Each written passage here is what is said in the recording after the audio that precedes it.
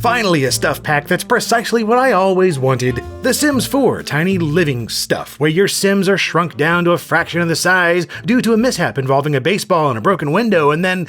What? This is about tiny homes. Oh man, really? I guess that makes more sense. Alright, so yeah, the pack's called Tiny Living Stuff, but instead of awesome shrunken adventures, it's all about living in a relatively undersized home. It costs $10 and is the 16th Sims 4 stuff pack to date. Good grief, what the balls. And I gotta say, even though I'd be way more into a pack about miniaturized Sims, I was still intrigued by Tiny Living here. Because yeah man, I've been rather tiny curious for years now, immediately sucked into all the YouTube channels and reality shows focusing on the tiny house movement. And the whole idea is to make the most out of a small space, rejecting the concept of buying a multi-thousand square foot home. I myself live in a house that's about 800 square feet or 74 square meters, and while objectively not tiny, it's certainly a lot smaller than I could have chosen, and that was very much on purpose. I enjoy the challenge of trying to make the most of the space I have without piling a million things on top of each other, so the chance to do so virtually in The Sims 4 is absolutely my cup of nitro cold brewed coffee.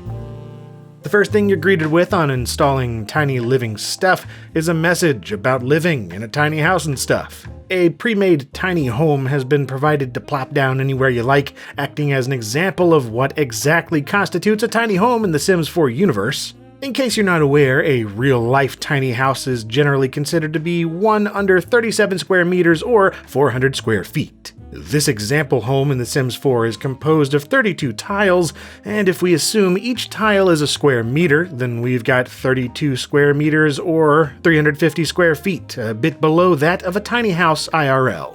However, Tiny Living Stuff lays out 3 different tiers of tiny house, each with its own perks and requirements. The smallest being the Tier 1 micro home at up to 32 tiles in size, Tier 2 is a tiny home at up to 64 tiles, and Tier 3 is a small home at up to 100 tiles. The most fascinating aspect of these tiered home sizes is that when you meet the requirements on a lot designed as a residential tiny home, you're provided a number of generous rewards for living there, things separate from lot traits like faster learning, greater comfort, happier Sims, healthier plants, and better relationships. So the less you do with doing more, the more you're rewarded for doing more with less.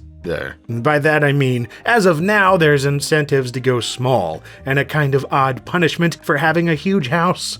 Makes me wonder if they'll balance it out with a mansion-focused pack in the future.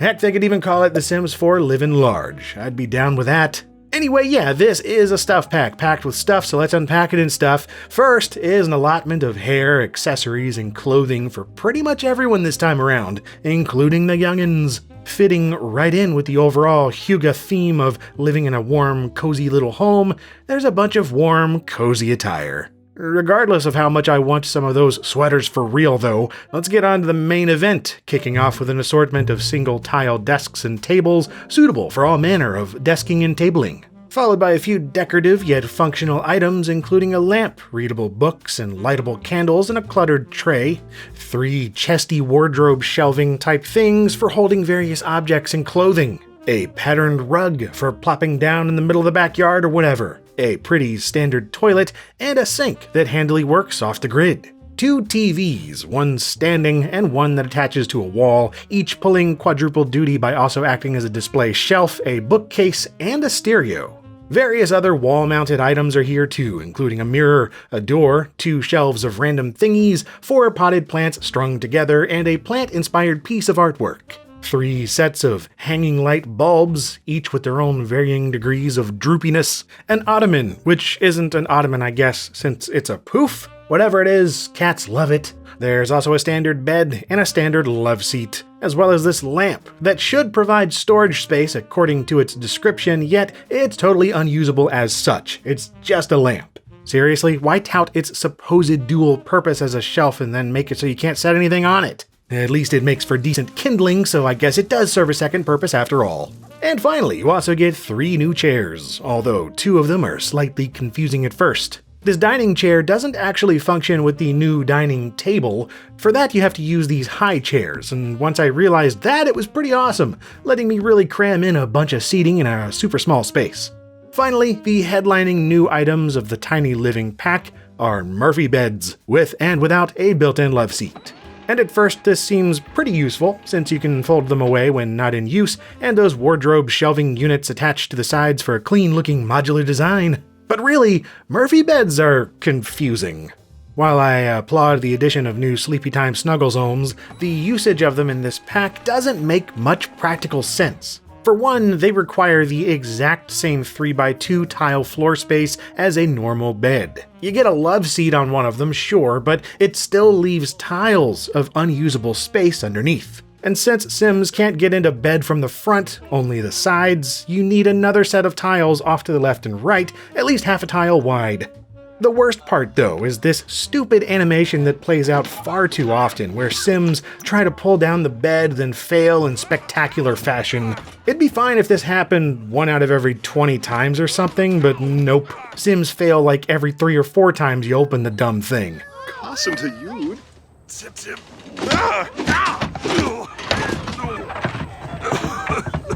Banooby. Making this worse is the fact that this far too frequent animation comes with an unusually high risk of killing your Sims.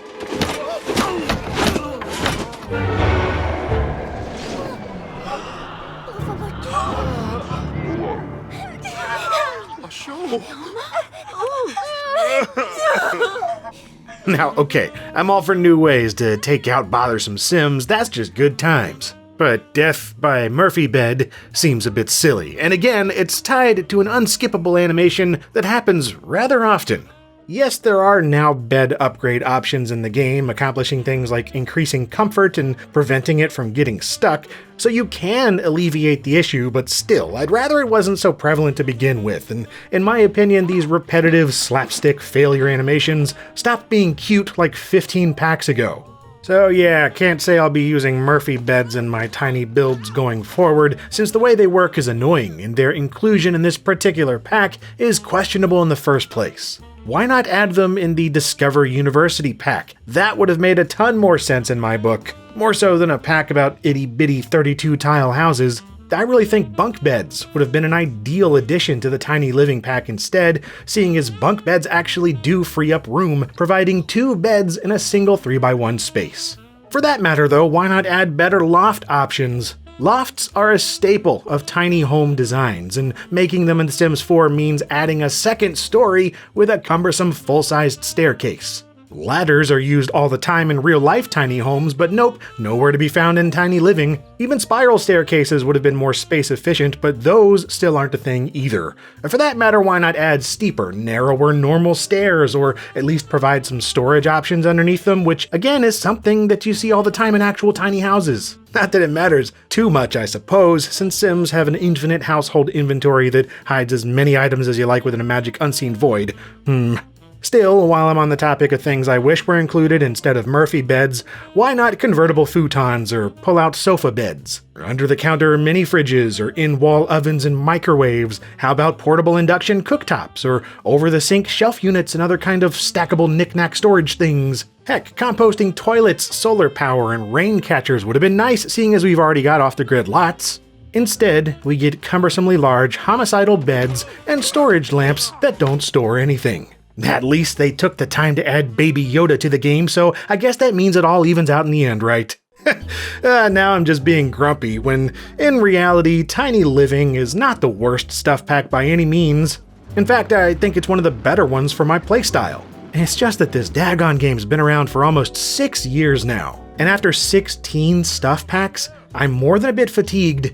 There are a number of disappointing aspects to Tiny Living stuff, no bones about it, and I know they could have added just a bit more in terms of useful objects and quality of life improvements, but they didn't, and that's just kinda how it goes, we all know that.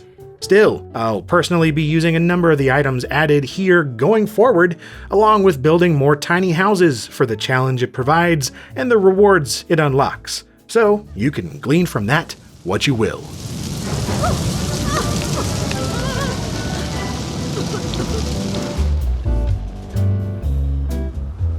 And if you enjoyed this look at the Tiny Living stuff pack, then maybe check out my Let's Play that I did over on my other channel from when I was just playing this and getting my thoughts together about the pack in the first place. Or just stick around, there's more videos coming up every week on this channel, and as always, thank you for watching LGR.